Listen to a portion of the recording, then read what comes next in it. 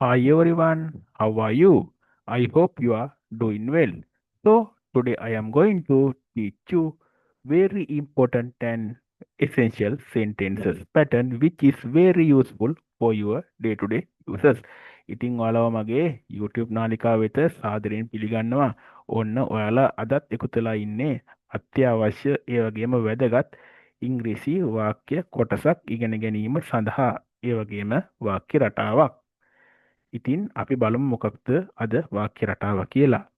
may have must have may have must have හොඳට පුරුදු වෙන්න. may have must have ඉන්පසු ක්‍රියාපදේ past participle එක ක්‍රියාපදේ තුන්වෙනි කොටස යෙදෙන භාවිතය. මොකක්ද මේ may have කියන්නේ? may have කියන්නේ යමක් සමහර විට කරලා ඇති. මේ have කියන්නේ යමක් සමහර විට කරලා ඇති.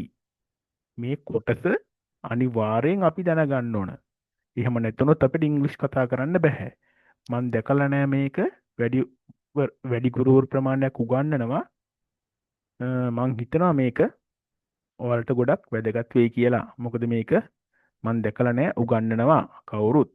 මේ have must have බලමු කොහොමද වාක්‍ය නිර්මාණය වෙන්නේ කියලා. මුලින්ම subject කරන කෙනා. ඉන්පසු may have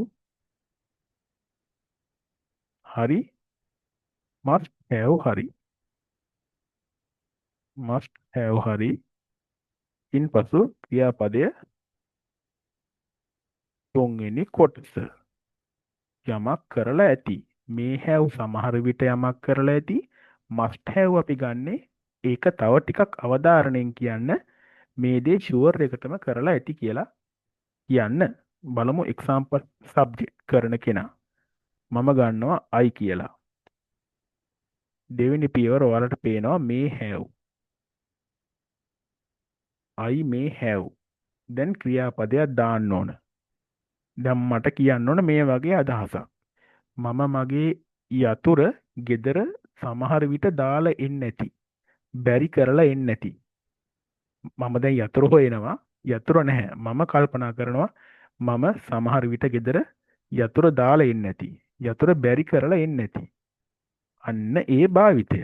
I may have. දැන් දාලා එනවට බැරි කරලා එනවට අපි කියනවා leave කියලා. leave. දැන් අපිට leave ගන්න බෑ. ඒකට හේතුව have කියලා ආවොත් යාළුවනේ ක්‍රියාපදයේ past participle තියන්න ඕන. මේ V3 කියලා දාලා තියෙන්නේ ඒ හින්දා. ඒතර leave එකේ past participle එක left. I may have left the key at home. I may have left the key at home. අපිට මේකම තව ටිකක් ෂුවර් කරලා කියන්න පුළුවන්. මම ෂුවර් එකටම ගෙදර යතුරු දාලා ඉන්න ඇති. කොහොමද එහෙම කියන්නේ? I must have. I must have. වෙනස් වෙන්නේ must කියන එක විතරයි. මේ වෙනුවට must දාන්න තියෙන්නේ. The key at home. මම මගේ යතුර ෂුවර් එකටම ගෙදර බැරි කරලා ඉන්න ඇති. හොඳයි. අපි බලමු තව උදාහරණයක්. He may have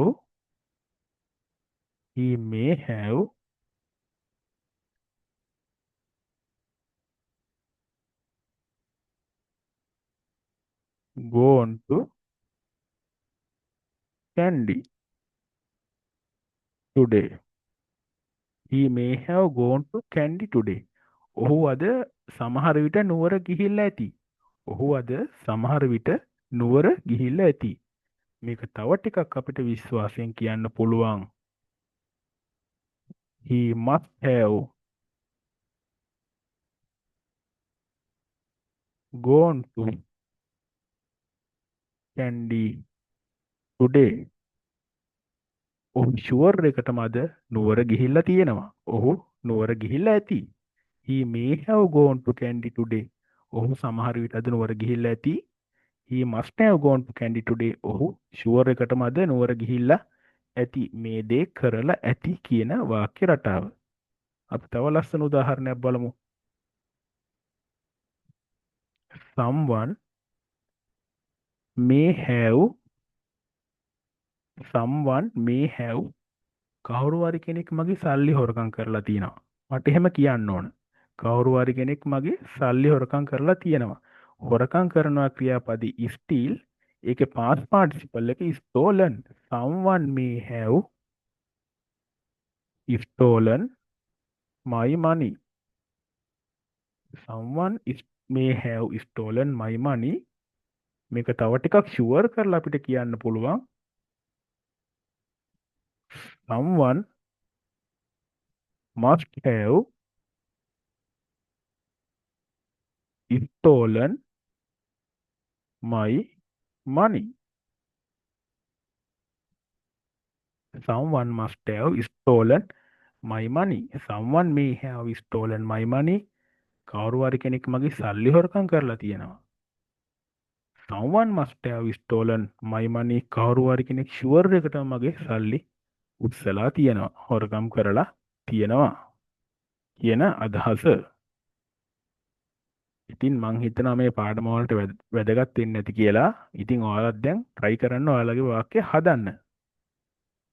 ඉතින් ඊළඟ පාඩම එනකන් ඔයාලට සුබ දවසක්. ඒ වගේම මම ආදරේ මතක් කරනවා මගේ YouTube channel එක subscribe කරලා bell button එක ඔබලා තියාගන්න. මම වීඩියෝ එකක් දාපු ගමන් ඔයාලා ළඟටම ගෙන්න ගන්න. හැමෝටම සුබ දවසක්.